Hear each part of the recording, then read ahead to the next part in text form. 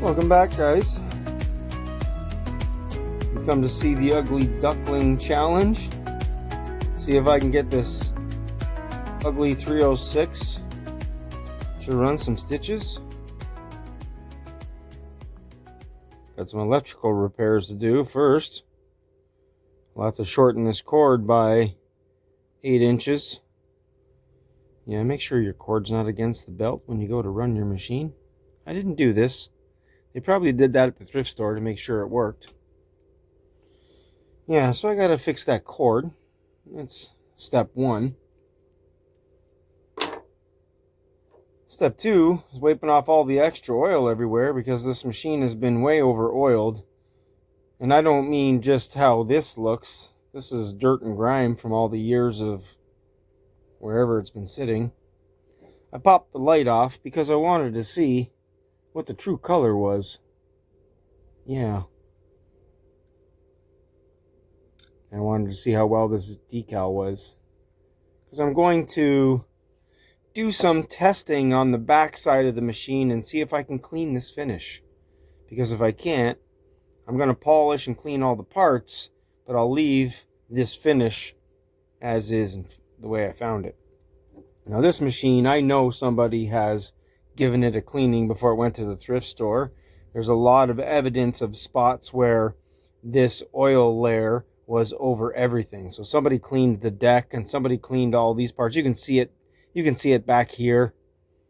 This machine was either in a smoker's house, a kitchen, a garage. I don't know where it was, but it's got a lot of buildup on it.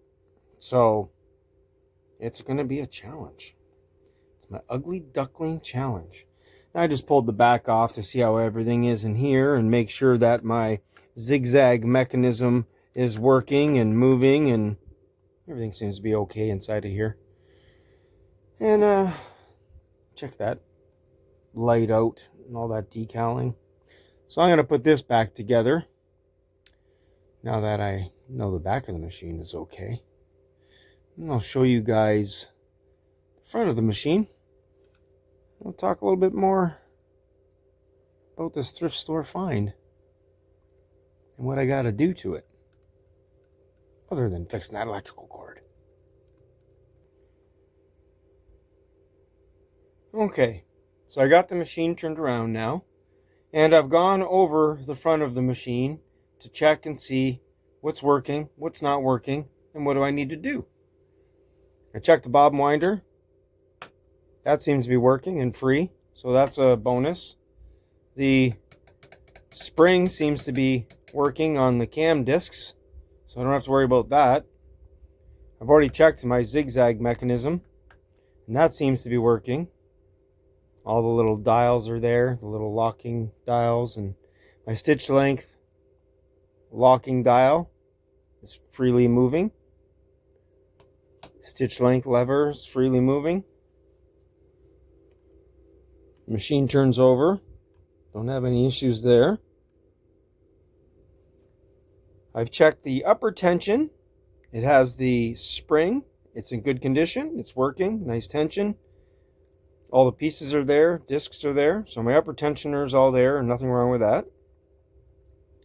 But I am missing a needle bar clamp and the thread guide that go here at the end of the needle bar. So there are a couple pieces missing. That's okay though. I have this machine on the shelf, the identical 306, but it's black, and I'll borrow the pieces off of that to get this machine going. I'm also going to borrow the modified bobbin case so that I can put a 15x1 needle in here.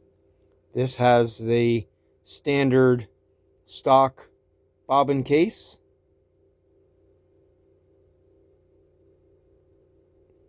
You guys want to know the number? There it is. Hopefully you get a good view of that. Camera. There we go. So there's the original bobbin case. I'll be modifying it. I have a video on that if you guys want to check that out on how to modify your bobbin case to use 15x1 needles. But yeah, so I gotta borrow a couple pieces from my other 306. Everything seems to be okay there. I'm gonna open up the front of the machine here and see how bad it looks inside of here. I'll bring you guys with me and move my light. Let's take a look in here. How bad is this? Actually, it's not too bad, but again, looks like everything's really over oiled. Sometimes people are like, oh, you can't over oil it. Well, yeah, you can. In my opinion, you can over oil a machine. If you put too much oil, all you're gonna do is collect dust and grime. That's why you just want enough oil on there to keep the parts lubed and moving. You don't want to have so much that all the dust and everything is collecting in the rest of the oil that's laying around the parts. It's probably why this machine looks like it does, because somebody oiled the whole machine and then didn't wipe off the extra. But that's okay. I can look past this ugly finish.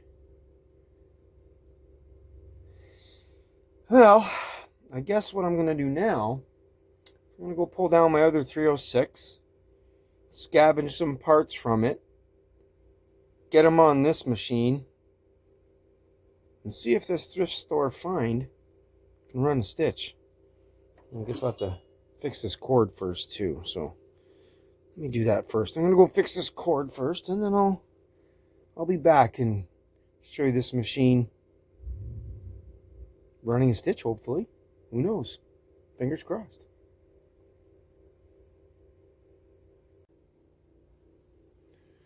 Still working on it. Look at how filthy this hook assembly is.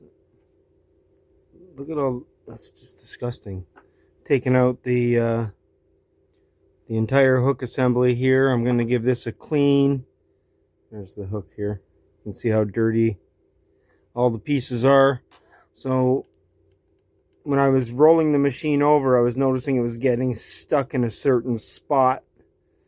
So I decided to pull apart the gears in here, make sure these are greased and everything, and that's got sufficient grease on there. I put a little bit more in there, but this hook assembly was so filthy, I could just feel it all catching, and there was thread all bound up in there and everything. So I want to give the machine the best chance it can get to run a stitch. So I'm still cleaning. Just be patient. I gotta clean this properly. Yeah. Right back.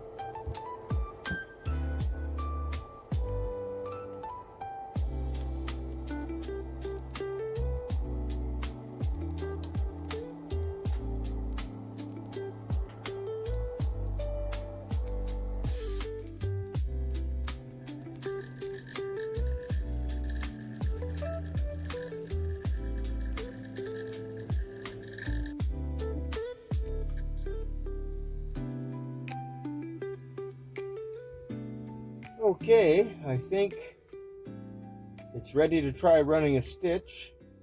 I've put the needle bar clamp in from my other 306, the black one. The needle is out of the black one as well, because that's a new needle. I did wind some new thread onto a bobbin. I have the modified bobbin case in there. This is the original bobbin case. I put my modified one in here. Yeah, I think I'm good to go. I had to do a little bit of work on the upper thread. Let me get them adjust here for you. Sorry about that. I had to do a little bit of work on this upper guide here. That was bent in, so it was pinched. It wouldn't grab the thread, so I had to do a little bit of work on that as well. I haven't cleaned the upper discs, so I don't know how the tension's going to be. You can see they seem to be grabbing the thread already. I'll set this at 4 and hope that the discs aren't too dirty, that they grab a hold of the thread. I don't know if the timing's out. I don't know anything about this machine, so let's give it a go. We'll do a straight stitch first and see how that is and see if there's any adjusting I have to do. Remember, the bobbin case is out of my black machine, which is adjusted for the black machine. I haven't done any cleaning on this upper tensioner yet. I did clean the hook assembly and everything, but I haven't cleaned the upper tension. I just want to see if this machine's going to run a stitch. So let's go. Okay, first run. I have a white thread up top.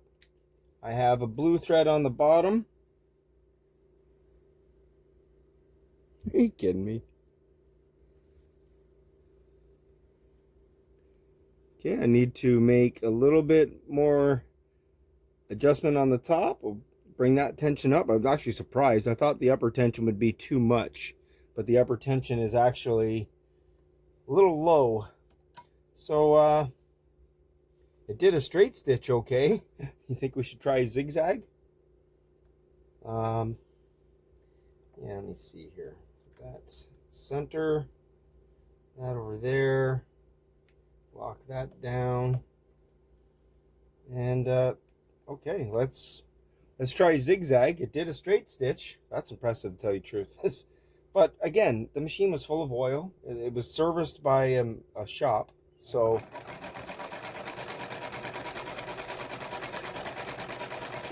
it's doing the zigzag, and it doesn't sound bad actually. I thought this machine was gonna be off time with that belt. Are you kidding? Look at the zigzag. Now I am running a little bit of a heavier thread on the upper. So you can tell here. You can see it's a bit of a thicker thread there. But this machine is working amazing. Well, I think it's worth cleaning. And it's definitely worth ordering a needle clamp, sourcing one out. I am going to look for a needle clamp for this machine. I like all my machines to be working on the shelf in my collection. I would like to be able to pull down any machine at any time and show anybody that the machines work. So I don't want this machine sitting on the shelf with a clamp missing. And I have time. I'm going to try to do some cleaning on this machine, but I want to make sure this machine is up and going and working on the shelf.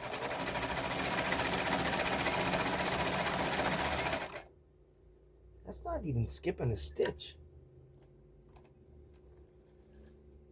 If you guys remember the 401 video that I gave up on, there's some balancing to be done.